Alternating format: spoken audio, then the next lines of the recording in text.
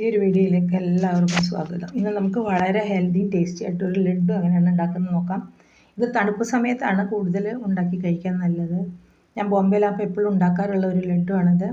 ഇതിനകത്ത് വേണ്ട സാധനങ്ങൾ നമുക്ക് എന്തൊക്കെയാണെന്ന് നോക്കാം. ഉലുവ, കൊട്ടത്തേങ്ങ വേണം, പിന്നെ ശർക്കര, പിന്നെ അത് കഴിഞ്ഞിട്ട് അണ്ടിപ്പരിപ്പ് വേണം, പിന്നെ ആവശ്യമുള്ളത് ഗോന്ത്, പിന്നെ അതിനാവശ്യമുള്ളത് ഗോതമ്പ് പൊടി വേണം 1 കപ്പ്, പിന്നെ ബദാം വേണം, പിന്നെ ആവശ്യമുള്ളത് വാൽനട്ട്, പിന്നെ മത്തങ്ങയുടെ കുരു, പിന്നെ ഇത് കസ്കസ്.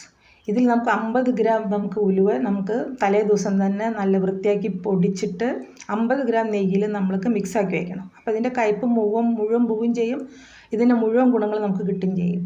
ഇനി നമുക്ക് നെയ്യ് ഒഴിച്ചിട്ട് ഈ 2 ടേബിൾ സ്പൂൺ ഗോന്ത്. ഈ ഗോന്ത് എന്ന് പറയുന്നത് നമ്മുടെ എല്ലിൻ്റെ ബലത്തിനൊക്കെ വളരെ നല്ലതാണ്. ഇത് ഓൺലൈനിലൊക്കെ നന്നായിട്ട് കിട്ടുന്ന ഒരു സാധനമാണത്. പിന്നെ നമുക്ക് 1 കപ്പ് ബദാം എടുത്തിട്ടുണ്ട്, അത് നമുക്ക് നെയ്യിനകത്ത് വറുത്ത് കോരണം. പിന്നെ 1 കപ്പ് അളവിൽ അണ്ടിപ്പരിപ്പ് എടുത്തിട്ടുണ്ട്, അത് നമുക്ക് വറുത്ത് കോരാം. പിന്നെ അതിന് ശേഷം 1 കപ്പ് അളവിൽ വാൽനട്ട് എടുത്തിട്ടുണ്ട്, അത് നെയ്യിൽ വറുത്ത് കോരണം. പിന്നെ 2 ടേബിൾ സ്പൂൺ മത്തങ്ങയുടെ കുരുവാണ് എടുത്തിരിക്കുന്നത്, അത് വറുത്ത് കോരുക. പിന്നെ 1 കപ്പ് ഉണങ്ങിയ തേങ്ങ, അത് വറുത്ത് കോരണം. പിന്നെ 2 ടേബിൾ സ്പൂൺ കസ്കസ്.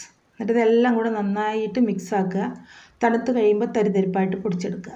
ഇനി പാനിനകത്ത് കുറച്ച് നെയ്യ് ഒഴിച്ചിട്ട് അതിനകത്ത് നമ്മൾ എടുത്ത് വെച്ചിട്ടുള്ള 1 കപ്പ് ഗോതമ്പ് പൊടി ഇട്ടിട്ട് നന്നായിട്ട് ഇളക്കിയിട്ട് നല്ല ചുമന്ന കളർ വരുമ്പോൾ നമ്മൾ ഈ 300 ഗ്രാം ശർക്കര അതിനകത്തേക്ക് ചേർത്തിട്ട് നന്നായിട്ട് യോജിപ്പിക്കണം.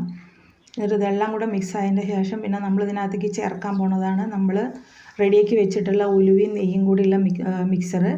അത് ചേർത്തിട്ട് നന്നായിട്ട് ഇളക്കിയിട്ട് യോജിപ്പിക്കുക.